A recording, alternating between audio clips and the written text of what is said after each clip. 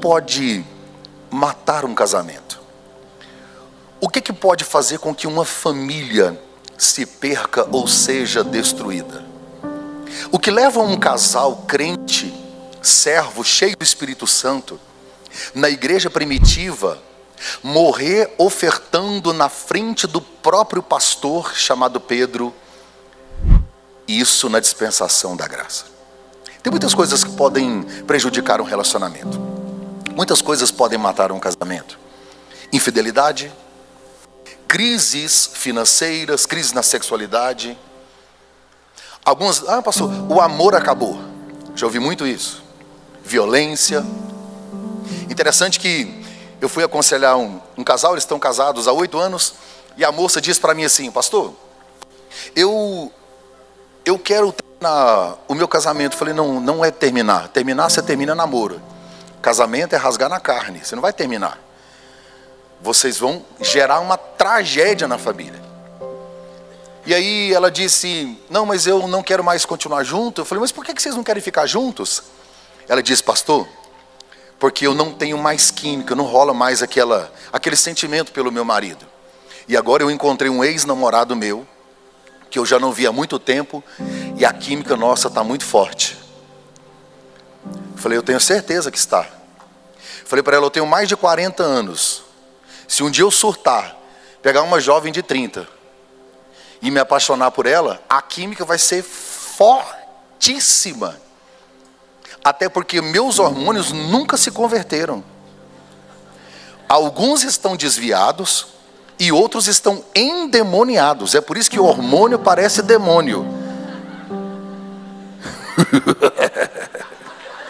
Seu nome? Testosterona.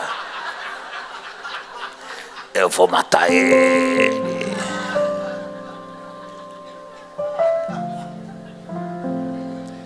Eu falei para ela, só que cristão não vive por química, vive por essência.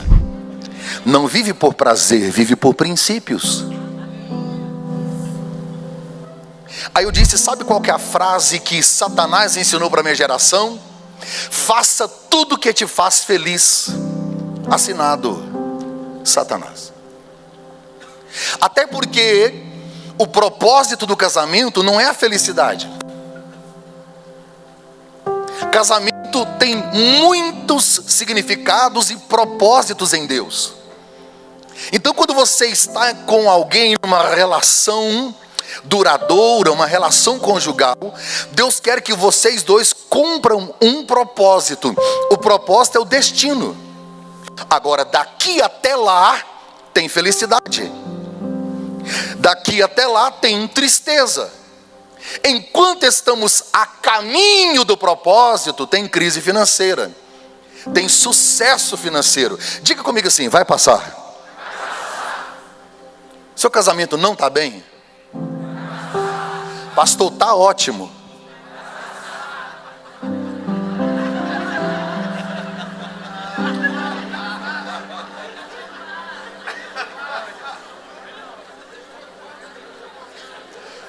Deixa eu te explicar por que não vai ficar sempre do mesmo jeito.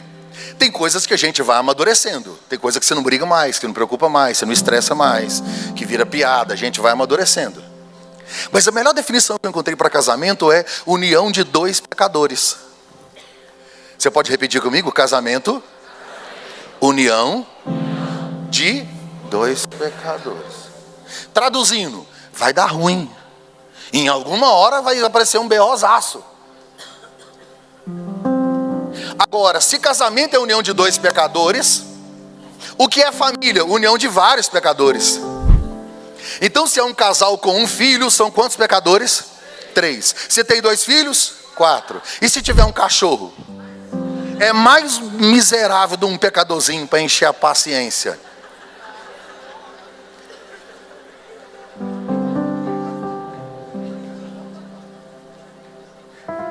Lá em casa eu não tenho cachorro, eu tenho um rato. Eles chamam de hamster. É uma bola de pelo desse tamanho, branca, do zóio vermelho. Desse tamanho. Tem uma escala de quem vai colocar água para aquilo. E um dia eu cheguei, o bicho está com as pernas para cima, quase morrendo de sede, porque alguém da escala não pôs a água. Se você vê a confusão que nós arrumamos por causa de um rato,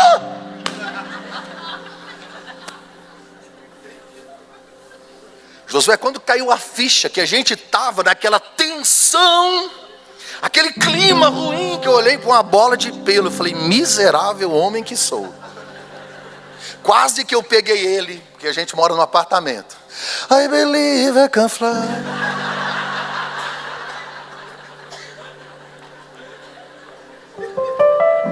Quase.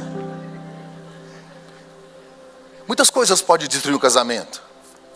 Tem gente que, por não conhecer a linguagem do amor, talvez a linguagem do amor do cônjuge, e lá na nossa igreja, todo curso de casais, a gente faz duas coisas.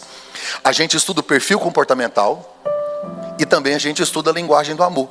Ajuda, tem gente que não sabe. Eu atendi um casal que a mulher disse, esse homem é maravilhoso. Ele trabalha de madrugada, ele me serve. Pastor, ele é incrível. Tudo que eu quero. Pastor, ele carrega água no jacá. Esse homem faz tudo. Ele me, pastor, ele é maravilhoso. Só que ele não me ama. Como que ele não te ama? Porque ele nunca disse. Aí ele falou, disse. O dia que eu casei. Não mudou nada de lá para cá. Para que eu vou repetir? Porque a linguagem do amor dela é o quê? Palavras de afirmação. E a dele é o quê? Serviço. Ele está dizendo, eu te amo todo dia. E ela, pastor,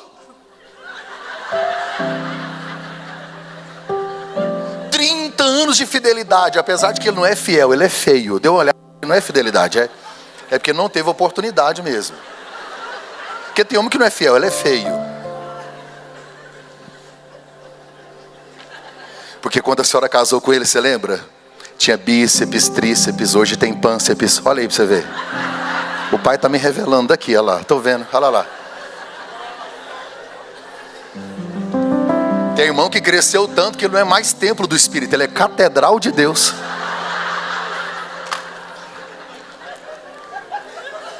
Esses dias eu passei de cueca em frente ao espelho, eu falei, sai desse corpo, ele não te pertence. Para tirar a roupa perto da minha mulher, estou quase dando estomazil para ela não passar mal do estômago, não dar vômito. Falei, está horrível isso, precisa melhorar, precisa mudar. A minha gordura está tão localizada que eu achei no Waze.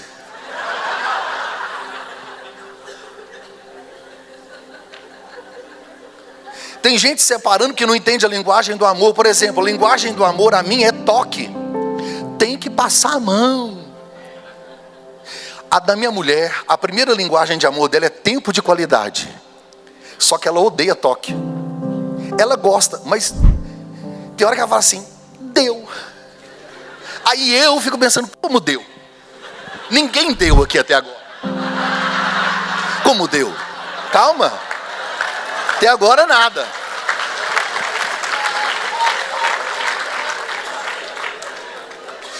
Então, olha que absurdo. Ela gosta de, diga comigo, tempo de qualidade. Então ela quer ver um filme comigo. Como? Senta do lado, sem encostar, sem conversar, é só ficar lá. O meu cérebro fica assim, vou pegar. Ela fica assim.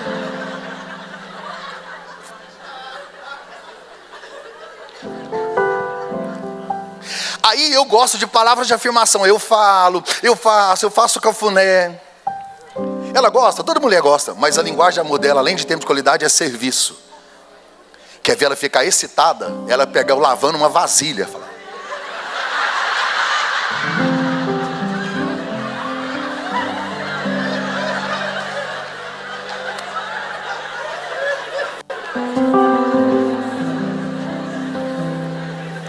Esses dias ela me viu lá fazendo um serviço em casa. Ela olhou de longe e fez um poema. Por você eu bebo o mar de canudinho.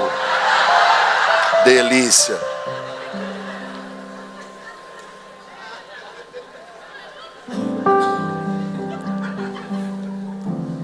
Linguagem do amor, tempo de qualidade. Eu não sei como é que a gente consegue sobreviver junto. Você já fez a pesquisa? Qual que é o temperamento de vocês? Antigamente, os psicólogos estudavam, né? Melancólico, fleumático. Tem uns que são sanguíneos, outros hemorrágicos, né? Tem uns caras que é hemorrágico. Ele vai na agropecuária comprar um... Não, eu vim comprar um veneno para matar rato. O senhor vai levar agora? Não, eu vou trazer os ratos para comer aqui. Lógico que eu vou levar.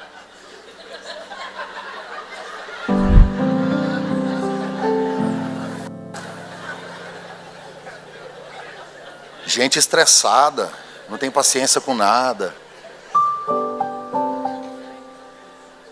Tem mulher que é igual o Provérbios diz: é melhor você morar numa terra deserta e passar fome e sede do que morar com ela, porque ela é rixosa e iracunda. Iracunda é uma mistura de ira com corcunda. Rixosa, um dia o pastor Josué disse que rixosa é quem rixa. É tipo uma porta que não tem óleo.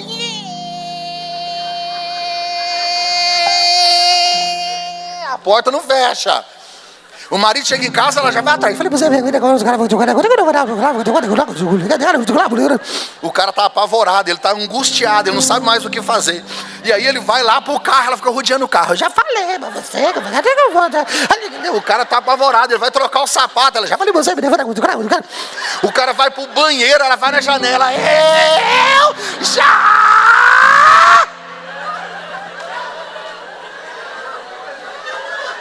Ah, Satanás. Perturbação.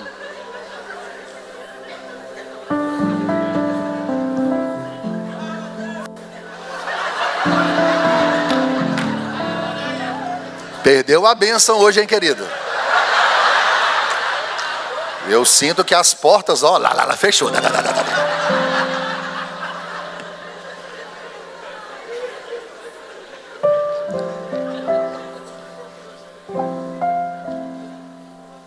Temperamento. Tem gente separando, o casamento acabando por causa disso. Incompatibilidade de gênio. 10 anos de casado, 5 anos de namoro, 15 anos. Não, a gente não combina. Eu falei, oi? Descobriu agora? Nossas diferenças não nos tornam inimigos, elas nos completam. Eu não sei se você já fez aquele teste de perfil comportamental que os coaches estão fazendo agora. Que os psicólogos ensinam do jeito. Aí os coaches agora eles inventaram uns bichos. Já viu que eles põem o nome dos bichos no temperamento? Por exemplo, tem o lobo, que é o calculista, que é o planejador. Tem o águia, que é o criativo, que voa. Tem o tubarão, né? Tubarão é aquele que fica sozinho, ataca tudo e sai fazendo, é o fazedor. Sai fazendo. Se tiver gente na frente, passa por cima, só sai fazendo. Tem vários bichos. Um dia o cara foi fazer comigo e falou, você é golfinho. Eu falei, aqui.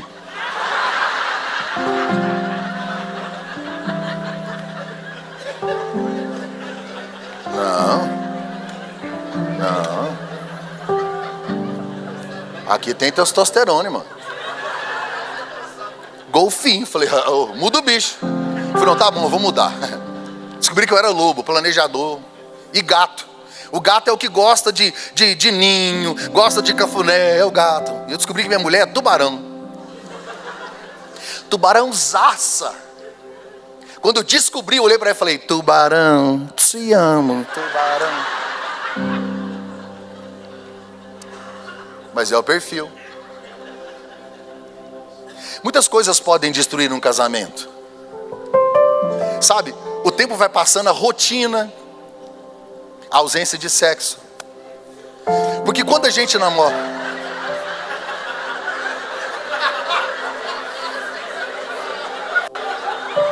Vou nem olhar. O amado acabou de fechar as portas.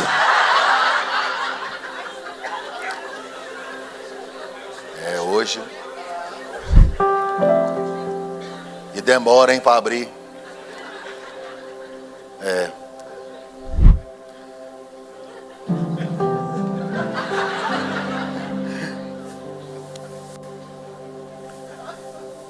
Então tem muita coisa que pode... A rotina. A gente vê o mundo de maneira diferente. Por exemplo, eu não sei se você sabe, mas a parte de trás do globo ocular chama retina. É onde identifica as cores. Diga comigo, cores. Você sabe quais os cromossomos, o cromossomo que identifica a cor? O X, diga X. Agora, o homem é XY e a mulher? Quem é que enxerga melhor as cores? A mulher. É por isso que ela inventa umas cores que não existem. Para mim é marrom. Não é bege, caque, marfim. O que mais? Nude. Nude é quando os irmãos, aquelas irmãs ficam, as ovelhas ficam mandando foto sem lã.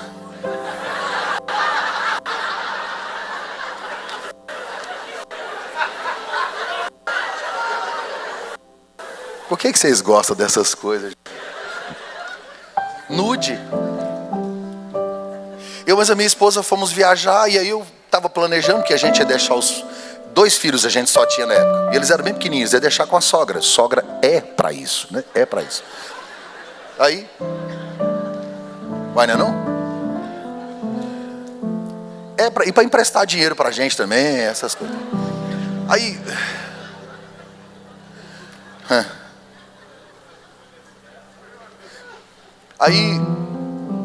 entramos no carro, ia deixar os meninos, um na casa da minha mãe, outro na casa da minha sogra. E ela disse: ai querido, eu esqueci a bolsa do Nicolas, do Frederico. Eu falei: o que é isso? E o negócio dela é serviço. Eu falei: eu vou buscar. Quando eu desci do carro, ela disse: é a bolsa azul bebê. Eu nunca vi um menino azul, nunca vi. Eu fui imaginando, se ela fala verde água, eu já imaginava um lodo, um negócio. Quando eu cheguei, estava tudo verde. Falei: e agora? Peguei a bolsa, só que o homem não dá o braço a torcer. Abri o porta-malas, guardei, entrei no carro, falei: tá pronto, tá feito. Quando nós chegamos na viagem, estava errado. Mulher gosta de ser lida nas entrelinhas. Por exemplo, uma mulher, ela não vai dizer para você assim: hoje eu quero sexo. Se a sua mulher já te falou isso,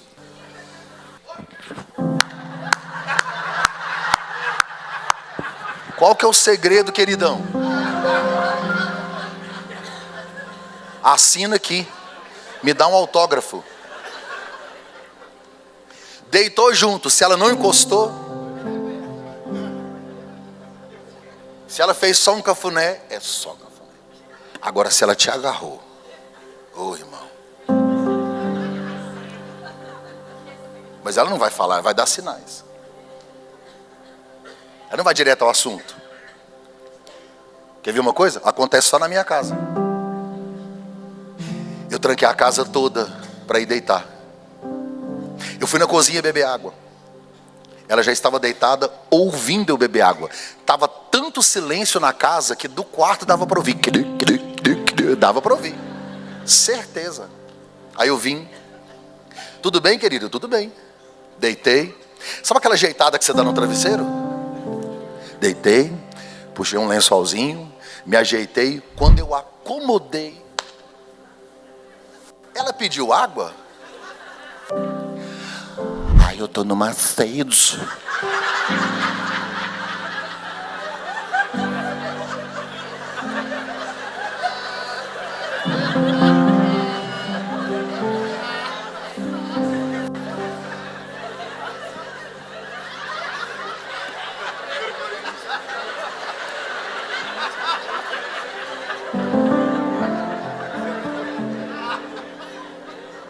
Eu fiquei com tanta raiva que o Satanás ficou endemoniado. Eu certeza que ele ficou. Outro dia eu estava viajando. Elas não falam, não vai direto ao assunto. Não ajuda a gente. Estou dirigindo. Ela falou assim, do nada: ali na frente tem um pão de queijo tão gostoso. Eu respondi igual um boi.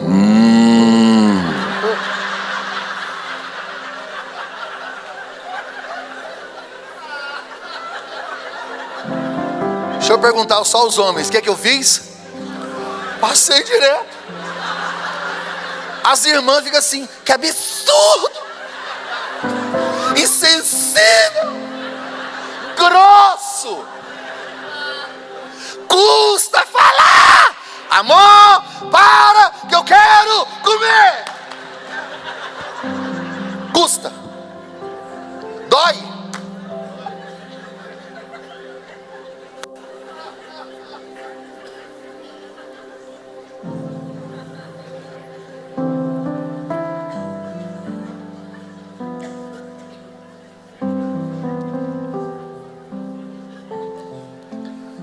O texto que eu li está em Atos dos Apóstolos.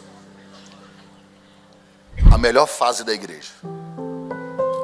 No capítulo 1, Jesus sobe aos céus. No capítulo 2, a igreja é cheia do Espírito Santo. No capítulo 3, começam os milagres, o paralítico da Porta Formosa. Capítulo 4, tem coisas incríveis realizadas por Pedro, João, e aí vai. Quando termina o capítulo 4, Lucas vai escrever falando a respeito de um cara chamado Barnabé. Ele vai dizer assim, olha, Barnabé, natural de Chipre, era um homem maravilhoso, generoso, bondoso e cheio do Espírito Santo. Aí diz que Barnabé fez o que todo mundo na igreja estava fazendo. Vendeu tudo o que tinha e entregou aos pés dos apóstolos. Ninguém mandou, não era regra.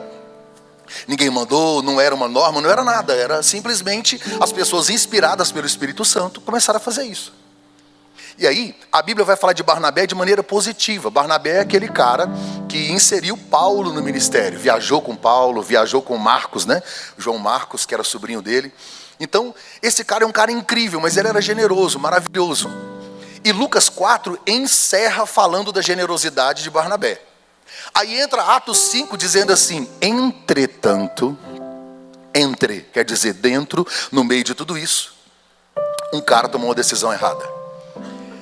Ele vendeu em casa a propriedade, e ao invés de levar tudo, como ele deveria ter feito, ele pensou, ninguém vai saber mesmo, a gente guarda um pouco, leva um pouco e tanto faz. Pedro disse, olha, vocês não estão mentindo para mim, estão mentindo ao Espírito Santo.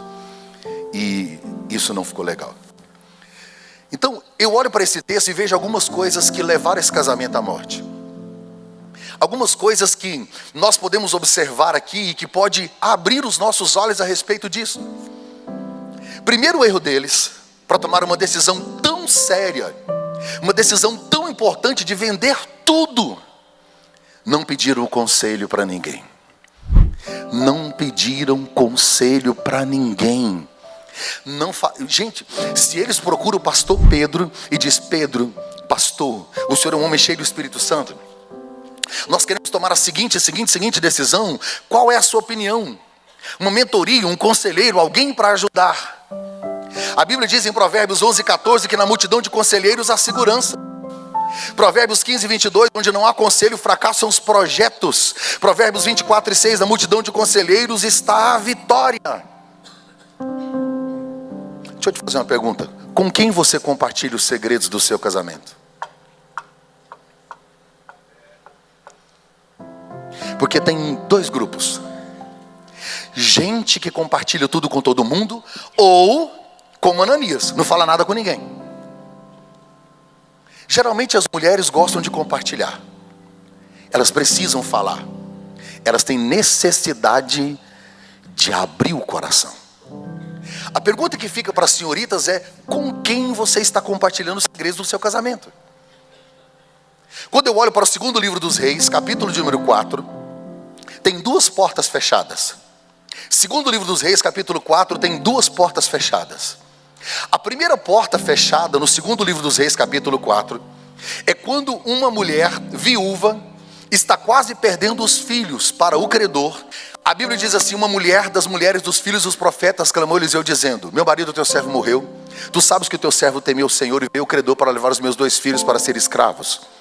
Que te hei de fazer? Declara-me, o que tens em casa? Ele disse, a tua serva não tem nada em casa. Ele disse, então agora você vai, pega vasos emprestados aos teus vizinhos, vasos vazios, não poucos, entra, fecha a porta sobre você e seus filhos, e vai deitando à parte os vasos que estiverem cheios. O profeta disse, o que vai acontecer na sua casa é tão extraordinário, que você precisa fechar a porta. Gente, o tempo do casulo é o segredo da borboleta. Pare de explicar processos. Deixe que as pessoas verão resultado. Pensa essa mulher multiplicando azeite, com a porta aberta, alguém passa. Oi irmã, Pai do Senhor, o que você está fazendo? Multiplicando um azeite. Vem cá para você ver que beleza, olha aqui. Escute.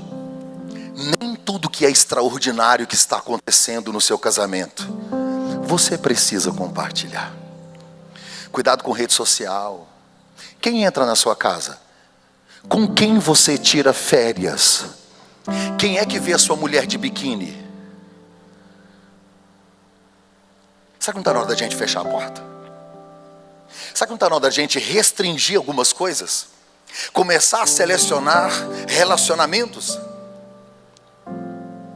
A Bíblia diz que o milagre era tão maravilhoso, o que aconteceu era tão incrível, que o profeta deu uma ordem: feche a porta.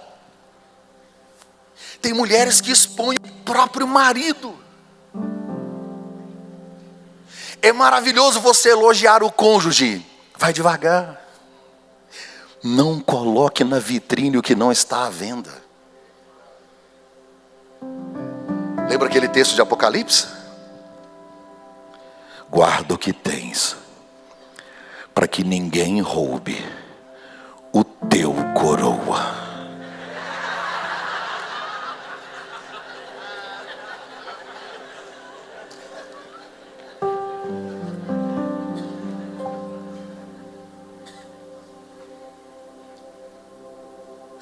Ai, pastor, eu tenho uma amiga que parece psicóloga, parece. O nome dela é fofoqueira.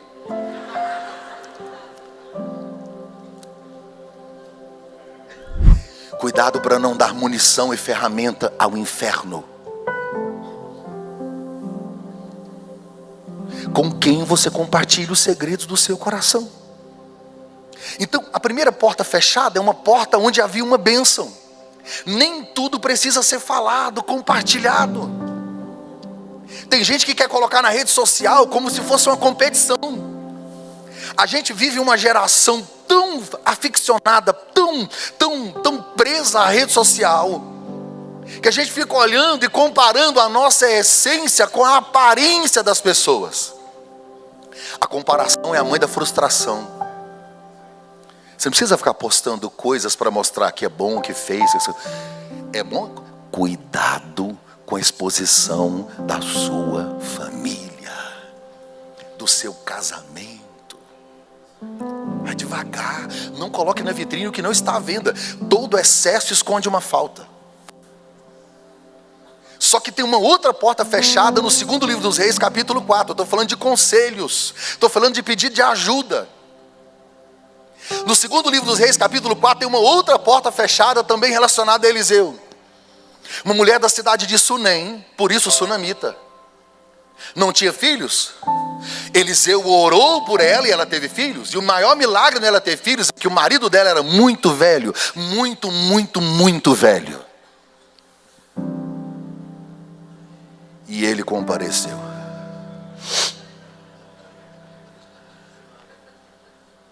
Tem irmã aqui fazendo igual Ezequiel no vale de ossos secos, orando para ver se o exército se levanta.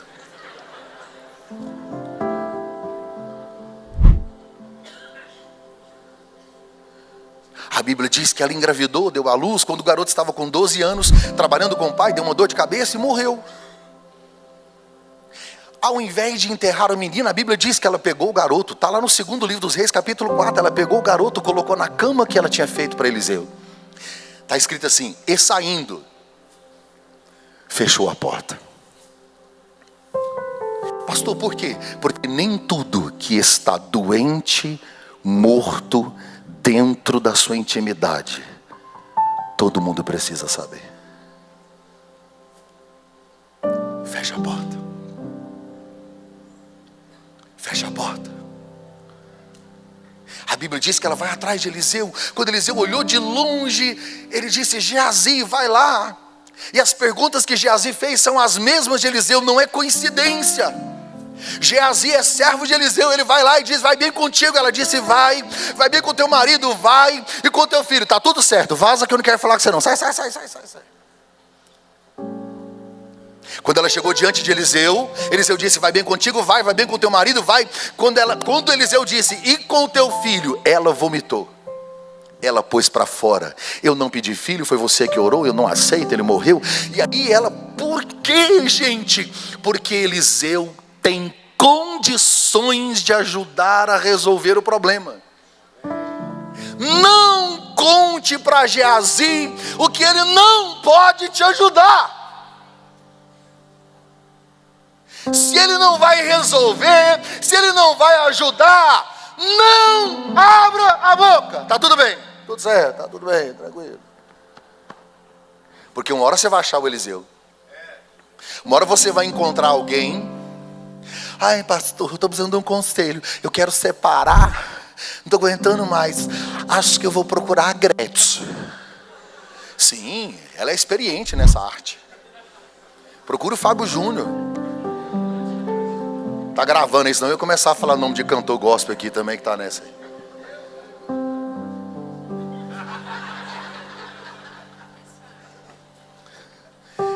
Aí, porque é a graça.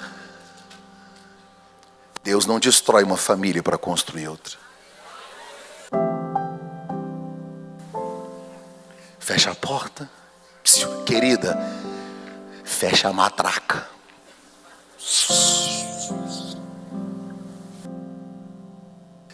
Porque em vez de você reclamar do seu marido, se você não está tendo uma pessoa que vai te... Pastor, eu estou pensando em divorciar. E por que você não procura um casal que está junto há 60 anos? Aí sim. Eu recebi um convite de bodas. Um amigo meu falou, vou fazer as bodas dos meus avós. E me chamou. Eu pensei, o que eu vou fazer lá? Nem conheço esses velhos. Não, eu vou te dar o convite. Pensei de novo, não falei nada. O que eu quero com a foto dos velhos? Tá bom. Me deu um convite, os velhinhos. Na capa do convite, com a mãozinha dada, parecendo maracujá de gaveta, murchinho. Bonitinho de mãozinha. Aí tinha muitos dados lá no convite. Quantos anos de casado, quantos filhos, netos, tinha até bisnetos, aquele tanto de coisa e tal.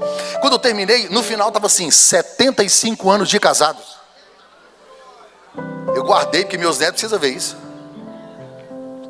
Quando eu olhei para os dois, falei, gente, 75 anos, nunca teve crise, nunca teve problema, nunca teve BO, nunca teve dificuldade. É lógico que está junto, nunca passaram um drama, nunca ficaram sem sexo, nunca ficaram sem dinheiro. É por isso, será que foi isso que eu pensei? Gente, primeira coisa que eu pensei, quando eu olhei, falei, será que essa velha nunca pensou em matar esse velho, não? Um veneninho, do nada, assim, na água, um negócio.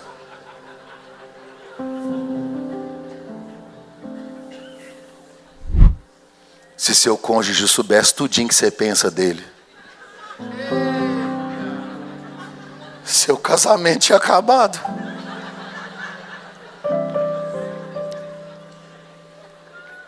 O que você já xingou ele aí, ó. O pai tá vendo. Eu vou dar nomes, quer ver? Vou dar nome e CPF. Irmã.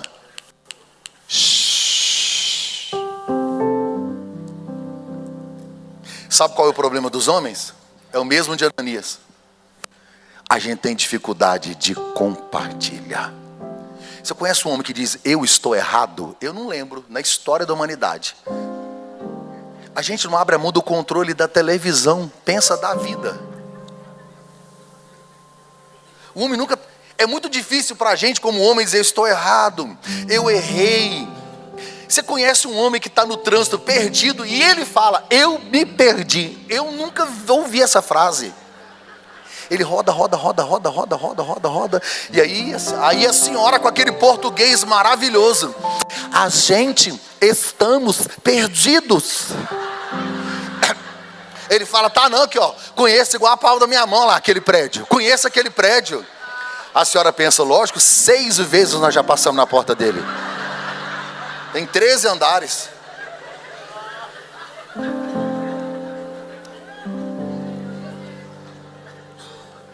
Há muitos anos atrás eu fui com um amigo lá em Brasília. Quando não tinha GPS de celular, o GPS era aqueles, chama um tom-tom, né? Um aparelhinho assim que você põe no vidro do carro. 2 coisas que ele foi viver e experimentar primeiro. Nunca tinha ido em Brasília e ele nunca tinha visto um GPS. Ele é lá do interiorzão de Goiás, nunca tinha visto um GPS. Quando eu entrei em Brasília, eu já liguei o GPS. E a mulher já começou a falar, pegue a primeira direita. Daí a pouco ela falou assim, tinha uma bifurcação entre a esquerda. Eu falei, aqui para a senhora. Eu sei que é a direita, conheço aqui. E entrei. E ela ficou, pegue o próximo retorno.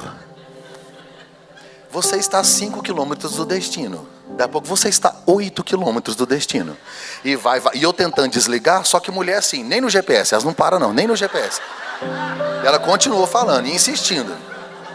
Quase que ela falou, seu jumento. E eu estou dirigindo e nada, aquele embaraço todo. O meu amigo sentado do lado, goiano lá, daquele assim, lá do interior. Ele estava impressionado com aquilo. A mulher falando, eu dirigindo. Aí ele falou assim: acho melhor nós obedecer essa mulher aí, viu? Gente, custa parar para pegar uma informação? Olha, Deus sabe tanto que nós os homens temos dificuldade. Olha como é que Deus fez a biologia. Você sabe que a mulher fica fértil uma vez no mês. E a gente fica doidinho para caçar o dia que é, né? Para ver se ela está animada. Irmão, sua mulher não anima com você nem quando ela está fértil. Imagina. Também, irmão, olhando daqui não dá para animar mesmo, não. Desculpa, querido, mas... O cara falou pro outro assim: sua mulher está com você por amor ou por interesse? Acho que é por amor, porque ela não tem interesse nenhum. Deve ser amor. Interesse zero. Não dá mais. Tá todo mundo por amor aqui, ó. É o amor. Não, toca não. Pessoal da internet, é ironia, é uma brincadeira, tá? Estamos no hotel.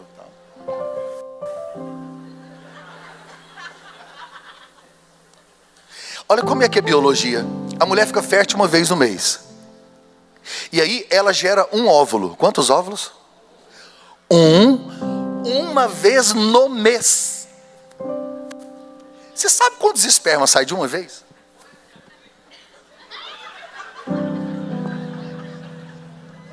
$4 milhões.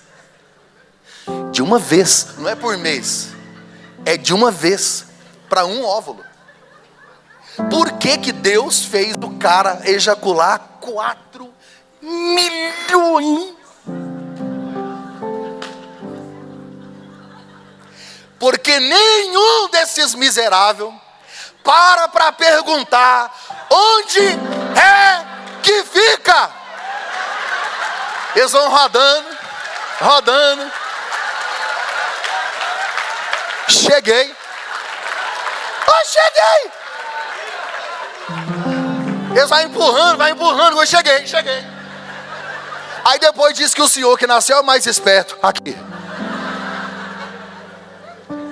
Você chegou lá por um acaso.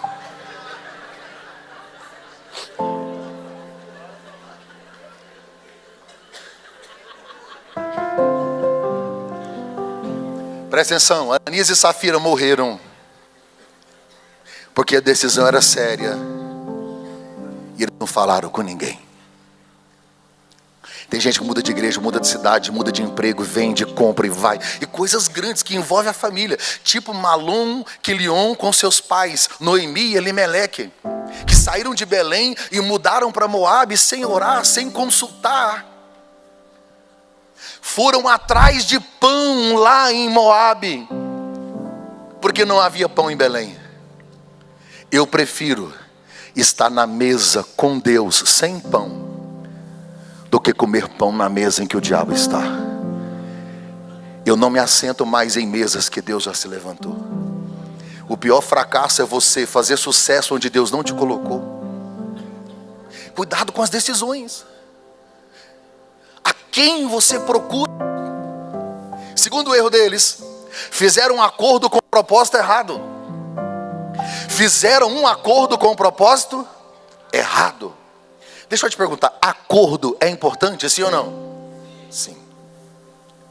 Nenhum casamento sobrevive sem acordo. É impossível andar de mãos dadas em direção contrária. Acordo vem de acorde. Faz só o dó para mim, você anota, só o dó. Faz o mi. Não, o dó, o mi e o fá. Não, o dó, o mi e o sol. De novo, dó, mi, sol. São 3 notas. Dó, mi e sol. Quando você aperta as 3, é um acorde. Então, não é ser igual, mas é as nossas diferenças unidas para compor uma canção. É olhar na mesma direção. Não tem como ser igual, até porque a mulher é um radar, ela vê tudo diferente, de forma diferente. Mas tem que ter acordo. Acordo com relação aos filhos, acordo com relação ao ministério, acordo com relação à igreja. Eu não consigo conceber alguém que congrega numa igreja, o marido numa igreja, a mulher na outra. Eu não entendo. Gente que tem tem conta de banco separada, o dinheiro é nosso, a dívida é sua, isso é sua. Eu conheci uma irmã que emprestava dinheiro a juro para o marido.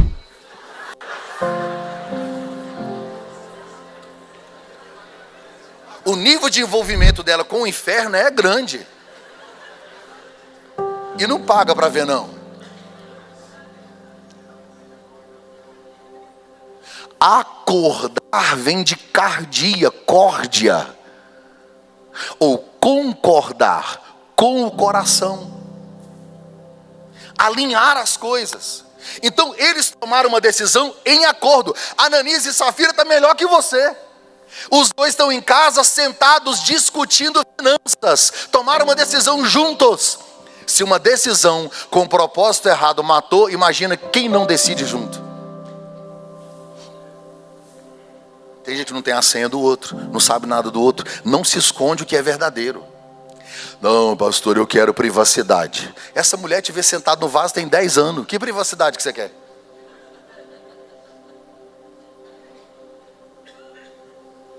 Qual que é o problema dele? O acordo deles está com um propósito errado. Porque tem gente que fala assim: olha, pastor, dentro de 4 paredes tudo é permitido. Porque se o casal entrar num acordo, e se o acordo não estiver dentro do princípio? Mata. Não é porque vocês dois concordaram. O acordo é importantíssimo, mas tem um crivo. Existem princípios.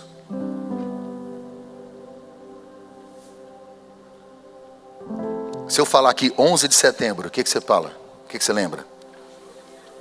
Eu fui numa igreja, a irmã falou: aniversário da minha mãe. Só Deus gosta de crente. 11 de setembro, as torres caíram. Foram entrevistar o pastor Billy Graham, porque todo mundo ficou encabulado com aquilo. E aí os repórteres queriam saber. E tem que ter uma resposta, porque o nosso país é um país evangélico, é um país cristão. Cadê Deus? Ele estava internado com pneumonia. A filha dele desceu o saguão do hospital. E aí perguntaram para ela: onde Deus estava quando as torres caíram? Ela disse: Deus estava no mesmo lugar em que Ele estava quando nós retiramos o ensino religioso das escolas. Deus estava no mesmo lugar em que Ele estava quando nós autorizamos o casamento homoafetivo. Deus estava no mesmo lugar em que Ele estava quando nós autorizamos as drogas no estado tal e tal. Deus estava no mesmo lugar em que Ele estava quando... E aí ela foi falando. Quando ela terminou, ela disse: nós expulsamos Deus do país e agora queremos saber cadê Ele. Deus é gentleman, só entra onde é convidado. Pastor, como é que eu vou saber a vontade de Deus? Qual é o acordo certo? Conselhos e princípios. Terceiro erro deles: fizeram o acordo errado. Terceiro, retiveram parte do preço. Não sei se você já notou que não tem o valor aqui. Pastor, por que não tem o valor? Porque não tem a ver com dinheiro. O valor aqui não é financeiro, é moral. A palavra reter aqui no texto é seríssima.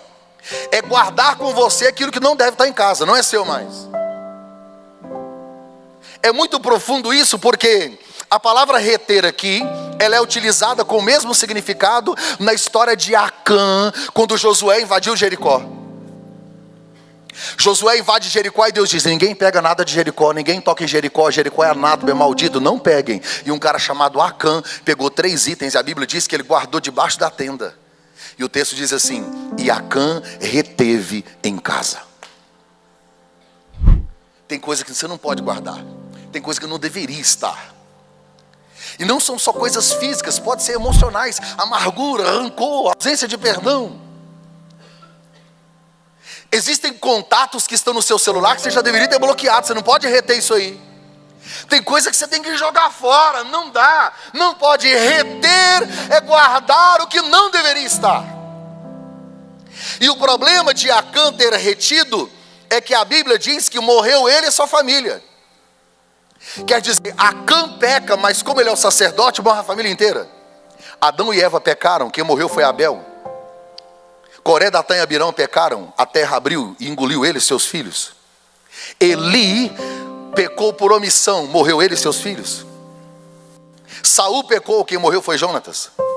Davi pecou, quem morreu foi seu filho. Amã fez uma forca para Mardoqueu, morreu a mãe e seus filhos. Porque quando os pais pecam, os filhos morrem. Não estou falando de morte física, não. Eu estou falando que aquilo que você faz no seu quarto reflete na vida dos seus filhos. As decisões financeiras que você toma. Gente, decisão de pai e mãe é decreto para os filhos. Estão sobre nossa responsabilidade. Há uma autoridade espiritual sobre nós. Nossas decisões definem os destinos deles. Quarto erro. Satanás tinha acesso ao coração de Ananias. Não parece estranho? Na época que todo mundo era cheio do Espírito Santo, tem um cara com o coração cheio de Satanás. Mas ele está tentando ter acesso ao nosso coração desde o Éden. Se tem uma coisa que o diabo tem vontade é de acessar o nosso coração. Ele conseguiu através de Eva. Quando ele conseguiu acessar, aqui, ele conseguiu acessar o coração do sacerdote. Lá no Éden ele conseguiu acessar o coração de Eva. Deus desceu e disse: Eva, o que você fez? Ela disse: não fui eu. Não, Deus desceu e perguntou para Adão primeiro: o que você fez? Não foi eu não. Foi a mulher que o Senhor me deu. Aliás, eu não pedi mulher. Eu estava dormindo. Quando eu acordei, o Senhor trouxe ela pelada. Não tem como falar não. Eu nunca vi. De repente vem aquele troço lindo, maravilhoso, Miss Eden, gostosa, aquele trenzão assim, toda bonita. Falei, não dei conta. Agora eu já estou com ela. E a culpa foi o Senhor que me deu ela. Deus vai em Eva e diz: o que você fez? Fui eu não. Foi a serpente. O que Deus perguntou para a serpente? Nada. Não seria estranho Deus olhar para a serpente e dizer assim: enganadora?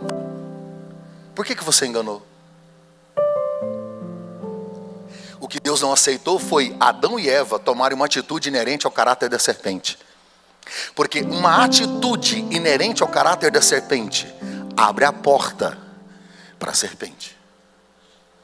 Daí a diferença entre obras, carne e fruto do Espírito. O fruto do Espírito são atributos comunicáveis de Deus para nós, é gerado em nós através do Espírito. Quando o fruto do Espírito é gerado em mim, eu me pareço com o Pai, com a essência dele. Mas todas as vezes que eu tenho uma atitude inerente ao caráter da serpente, aí Deus olha para Adão e diz: você vai comer do suor do teu rosto, mulher, vou multiplicar as tuas dores. Mas aí Deus fala algo que para mim é muito forte. Deus disse: Adão, tu és pó. Tu és o quê? Adão, tu és? Adão, tu és? Serpente, a partir de hoje, você vai comer pó. O diabo se alimenta da nossa carnalidade. Isso é sério, gente. Eu não posso abrir no meu casamento uma brecha para o inferno. Quando eu abro uma janela pornográfica lá no meu quarto ou na minha casa, aquela lambança, aquela animalização do sexo. Gente, grave isso. Não há neutralidade no sexo. Não há neutralidade na pornografia. Quando eu abro essa janela, primeiro que é uma utopia, tem uma mulher lá gemendo 15 minutos, e a sua no máximo, só para te agradar. E isso se não tiver filho adolescente em casa. Porque se tiver, eles não dormem. Os pequenininhos acordam na hora que não devem. E os grandes não dormem. 1h da manhã estão andando, parecendo um zumbi na casa. E a gente está lá.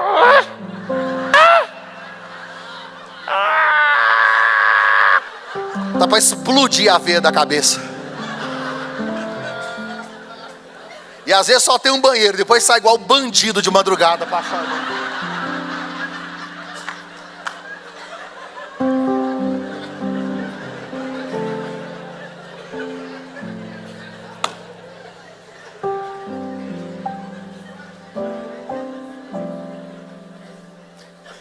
Satanás tinha acesso ao coração de Ananias. Olhe para cá, para eu terminar. Gente, eu vou terminar agora. É muita falsidade num lugar só. Redobre a sua atenção aqui, mais uma coisa. Qual o erro deles? Mentiram para o Espírito Santo. Diga comigo, mentiram. Barnabé vendeu e entregou tudo. A Bíblia chama ele de Todo mundo que vendia e entregava era considerado generoso e cheio do... O que os dois pensaram? Tanto faz o que a gente entregar. O importante é que os casais da igreja olhem para nós e vejam e percebam que nós somos generosos e cheios do... Eles querem comprar a reputação. Só que quem compra a reputação vende o caráter. Para que fingir ser o que você não é? Quem compra a reputação vende o caráter. Gente, um dia eu fui jantar na casa de um casal, o banheiro estava tão limpo que eu falei, traz o prato, eu vou comer aqui. Gente, que banheiro. Nossa, que banheiro limpo. E o homem educado. Pensa num homem educado. Eu não conhecia ele ainda, eu estava na sala e daqui eu estou vendo ele lá na cozinha, servindo a esposa, educado assim, e aquela atenção e tal. E ele não era só educado, ele era lindo. Gente, daqui, todo Nicolas Cagezinho, que eu falei, meu Deus do céu, que homem gostoso, lindo, maravilhoso. Quase que eu fui lá dar um abraço nele, um homem maravilhoso, um homem lindo, e ele educado. E eu falei, esse trem vai dar problema, não pode ter um homem bonito e educado e inteligente, alguma coisa está errada. Eu falei, ele deve ter uma vozinha assim. Aí vem desfilando aquele negócio. Todo lindo. Chegou na sala, ele disse, a paz do Senhor. Me deu uma raiva. Eu não falei, mas eu pensei, você não deveria existir. Você é uma referência horrível. O cara é bonito, inteligente, educado. Não, falei, gente do céu. Falei, vai dar ruim. Entrei no carro. Minha mulher entrou, fechou a porta e falou, tá vendo?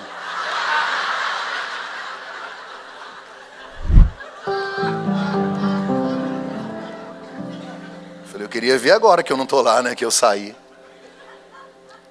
Um mês depois, esse casal estava no meu gabinete. Processo de separação. Porque isso tem uma coisa fácil, é guardar a reputação. Fingir ser quem a gente não é. Só que a gente não está mentindo para as pessoas. Pedro disse, vocês estão tentando mentir para Deus. Casais que dormem debaixo do mesmo teto em quarto separado, esse casamento não é de verdade, é de mentira. E o pai da mentira não é Deus. Mentiram.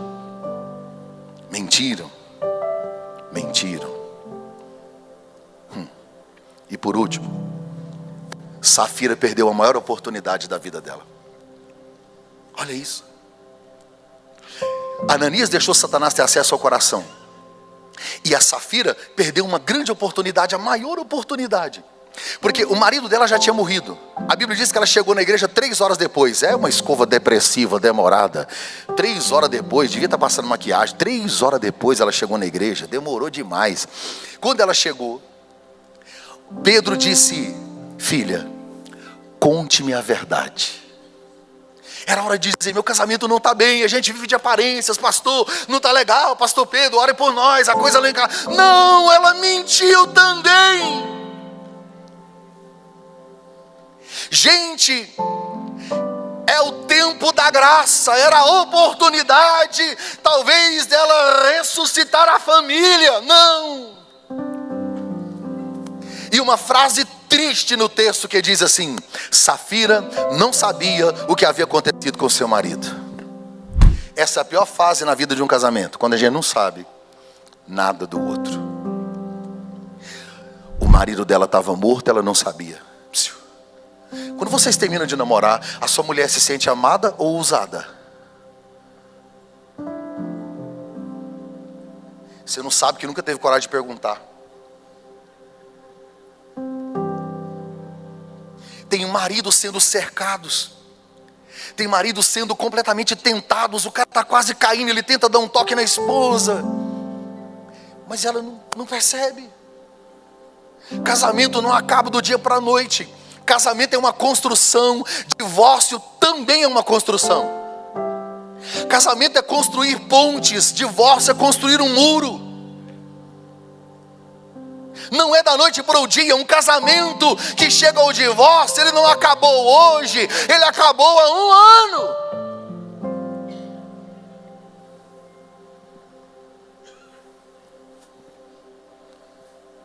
Tem que ter cumplicidade. Precisa sentar os dois, olho no olho, e saber como é que está a alma do outro. Os dois estavam nus e não se envergonhavam.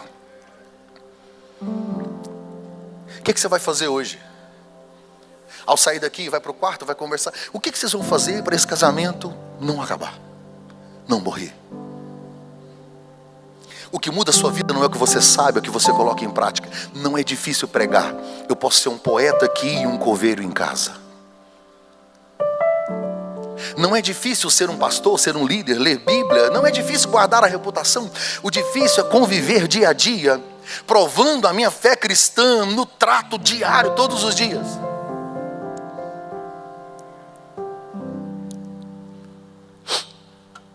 Uma menina de mais ou menos 11 anos. Um dia ela chegou na porta de uma farmácia de maneira desesperada. Era meia-noite e a farmácia estava fechada. Ela bateu na porta da farmácia com muito desespero e gritava socorro. Era a única farmácia naquele vilarejo e o farmacêutico morava em cima. O farmacêutico foi até a sacada, viu o desespero da garota, desceu a escada e disse: o que foi? A minha mãe está passando mal. A minha mãe está quase morrendo, ela está no chão dando convulsão, ela toma esse remédio. O remédio acabou, meu pai está viajando, a gente não tem dinheiro, pelo amor de Deus, nos socorre. Ele abriu a porta da farmácia, pela metade, nem a luz ele acendeu, porque ele sabe onde está tudo. Pegou o remédio, entregou para ela. Ela desceu a rua desesperadamente. Quando ela fez uma curva, ele fechou a farmácia, voltou e deitou e disse para a esposa: eu não aguento mais isso. Se é a única farmácia aqui, essa perturbação, uma hora dessa, quase mata a gente do coração, compra, não paga. Eu tô cansado dessa comunidade. A mulher disse: calma, a nossa concessão saiu, foi para cá, a gente depende deles, eles de nós. E aí os dois estão conversando, de repente, o marido se cala. Daí a pouco ele levanta abruptamente, levanta de uma vez na cama. A mulher segura no braço dele e diz: o que foi? Ele disse: entreguei o remédio errado. Eu repus hoje, aí troquei de lugar, e eu estou tão acostumado que ela não pode tomar esse remédio. Se ela tomar esse remédio, ela morre. Se ela morrer, acabou, vou perder a concessão da farmácia, eu perco, eu vou ter que sair daqui. E aí ele desesperou. Ele levantou e ajoelhou-se e disse: Deus, a única certeza que eu tenho é que o Senhor não existe. Passei a minha vida como um ateu, eu nunca orei, nem sei se é assim que ora, mas eu estou orando, porque vai que o Senhor existe. Se o Senhor existe, me dá uma segunda oportunidade. Ele estava orando, a porta de aço bateu. Blá, blá, blá, blá. Ele desceu desesperado. Será que aconteceu? Será que aconteceu? Quando ele chegou, a menina estava tremendo e chorando e dizendo: moço, me perdoa. Moço, me perdoa. Tá, filho, eu te perdoo, mas me conta o que aconteceu. Moço, eu estava tão desesperado por causa da minha mamãe, que eu corri tanto, que quando eu estava chegando na porta de casa, eu tropecei e caí, e quebrou o vidro do remédio. O senhor pode me dar outro? Ele ajoelhou no meio da rua e disse: Deus existe. E Ele é o Deus da segunda oportunidade, da terceira oportunidade, da quarta oportunidade, da quinta oportunidade. Esta noite é uma noite de oportunidade. Deus está dizendo: o seu casamento não vai morrer. Seus filhos não nasceram para o inferno, nasceram para ter o nome escrito no livro da vida.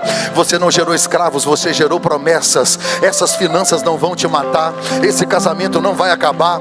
Deus está mudando a sua história essa noite em nome de Jesus. Se você crê nisso, coloque-se em pé. Eu quero orar por você.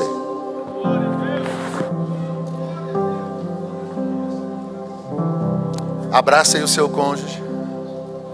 Ah, pastor, a gente está brigado. Finge, já está aqui mesmo.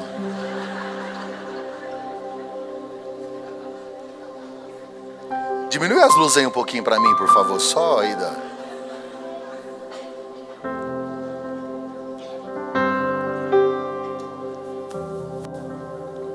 Vocês estão olhando para um homem que em 2018 ficou 10 meses lutando contra uma depressão. Quem me sustentou foi Deus e a minha esposa. Mas no início do nosso casamento, ela pediu o divórcio. E eu, por 2 anos, lutei por ela, sem sexo, sem acordo, sem carinho, sem reciprocidade. São batalhas que todos nós as temos. Mas a gente não pode desistir. Se Deus nos dá outra oportunidade, que a gente também dê essa oportunidade à pessoa que nós amamos. Eu queria que agora você orasse pelo seu cônjuge. Peça a Deus para fortalecer vocês esse final de semana. Comece a orar pelo seu cônjuge agora.